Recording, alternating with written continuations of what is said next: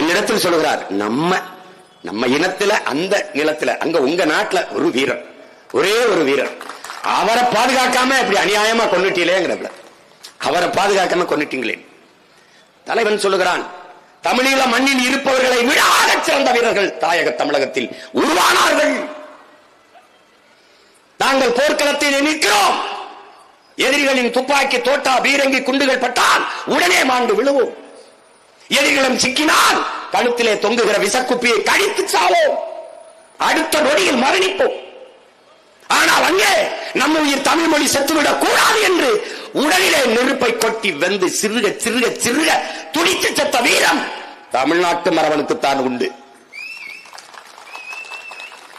ஈழப்படுகொலையை தடுக்க தம்பி முத்துக்குமார், காவிரி நதிநீர் உரிமைக்காக தம்பி விக்னேஷ், 3 அண்ணன்மார் உயிரை காக்க தங்கை செங்கொடி, என் உயிர் தமிழ் மொழி செத்து விடுமோ, என் உயிரின் மேலானது எனது மொழி, நான் சாகலாம், என் தாய்மொழி தமிழ் செத்துவிடக்கூடாது என்று செத்தான் இந்த மண்ணில் மறவன்.